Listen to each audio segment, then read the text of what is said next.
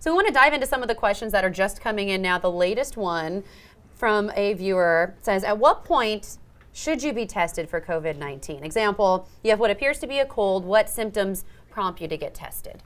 Yeah, right now, we're not seeing COVID-19 in the United States to the degree that we're seeing it elsewhere.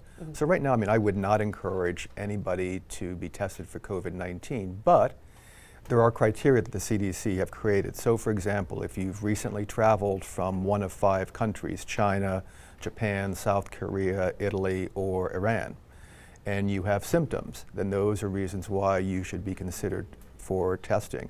Or if you've been around anybody who's come from those countries within the last 14 days. So there are really strict criteria for why and when you would be tested. Can you remind people quickly what some of those symptoms might look like? A cold. Oh, so there you go. Truly, coronavirus is a cold virus. It's just, again, it's novel, and we know that it's acting a little differently than typical colds. I have another question too coming in. Is it true the coronavirus isn't affecting children as bad as others? Correct. Yeah, and again, it's one of those things because it's novel, we don't know why. Typically we think of colds as affecting all age groups and kids especially. For some reason, this quote-unquote novel coronavirus is not affecting children the way it is adults. Should people be concerned that this is something like what we've seen in the past, like a SARS epidemic or something like that, where it grows and grows and grows? How concerned should people be that it might come to the U.S.? Is it going to stay abroad? What do you think? What's your take? The CDC has said that its spread to the United States is quote-unquote inevitable.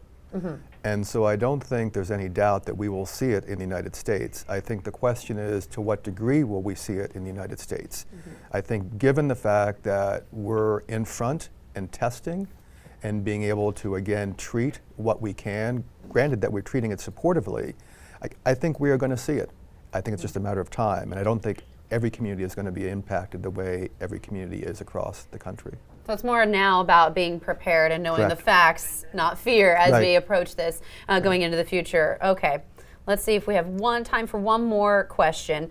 What precautions should someone with a compromised immune system take? This person is a 39-year-old insulin-dependent diabetic, and they're 17 weeks pregnant.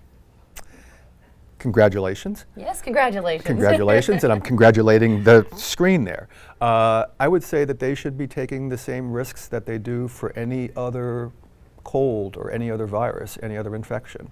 Again, this right now is what we see for colds. And so during cold and flu season, take the same kind of precautions, respiratory precautions.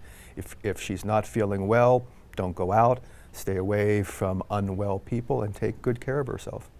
All right, Dr. Bob Lutz answering your questions that you've been texting us live here on air. You're also answering a few questions online as well. So thank you so much for doing My that pleasure. for us Thanks. this morning. Yeah. Again, facts, not fear. If you have questions or concerns about coronavirus, COVID-19, definitely send them our way. We'll do our best to give you those answers. Again, thanks for coming in this Pleasure. morning. Thanks.